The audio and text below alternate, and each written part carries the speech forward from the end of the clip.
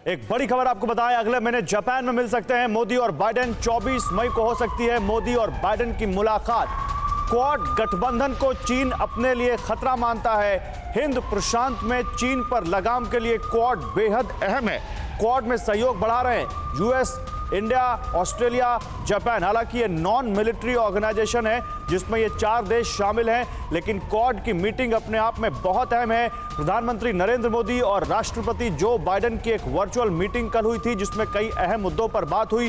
रूस और यूक्रेन के मुद्दों पर बात हुई। भारत और अमेरिका के बीच 2+2 वार्ता चल रही है, वो हमने आपको बताया। और इस बीच बहुत अहम मुद्दों पर बातचीत हुई जिसमें एनर्जी क्राइसिस, रशियन इन्वेजन और इसके अलावा भारत और अमेरिका के बीच बढ़ते द्विपक्षीय संबंधों को लेकर, चीन के बढ़ते खतरे को लेकर भी जरूर इस दौरान बात हुई। और अब सवाल यह है कि क्वाड में जिस तरह से भारत और यूएस, ऑस्ट्रेलिया, जापान सहयोग बढ़ा रहे हैं, क्या चीन को यह रास आएगा? इस वक्त हमारे साथ अमेरिकी विदेश विभाग के प्रवक्ता जेड तरार जुड़ रहे हैं। जेड, बहुत स्वागत है आपका TV9 भारतवर्ष पर। शुक्रिया गौरव।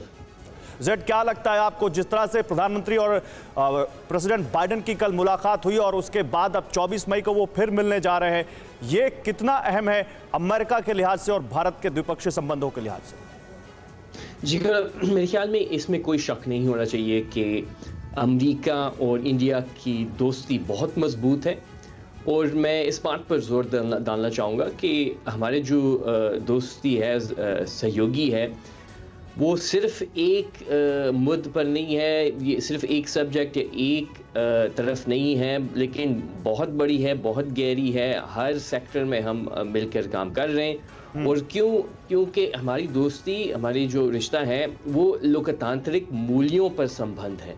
तो जब आपके 2 बड़े देश हैं और वो लोकतांत्रिक देश हैं, तो मेरे ख्याल में इसमें भी ये बहुत ज़ाहिरी बात है कि हम जब मिलकर काम करते हैं तो इसमें बहुत फ़ायदा है।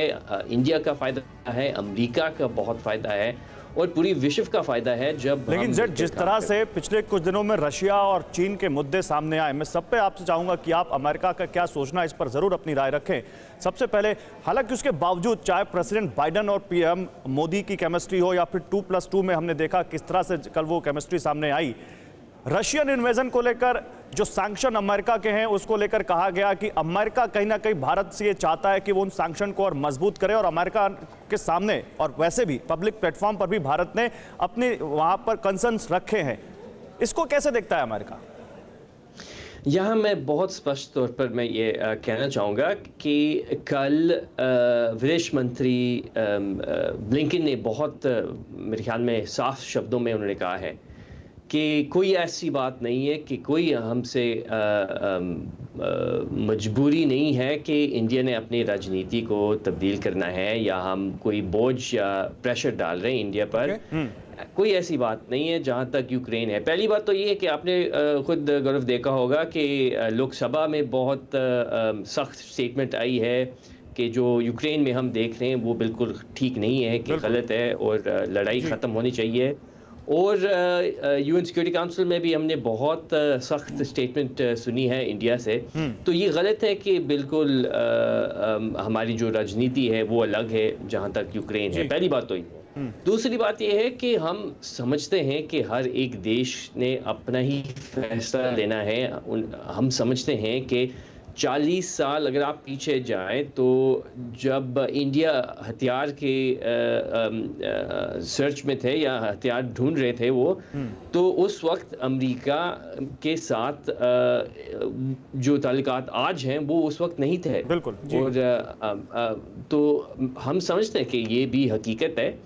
और जो 40 साल से अगर आप किसी एक देश का डिपेंडेंस है रूस पर और रूस के हथियारों पर, वो 24 घंटे में तब्दील नहीं होते। लेकिन अब जो हम देख रहे हैं, हमारी बहुत गहरी, बहुत मजबूत रिश्ता है अब इंडिया के साथ।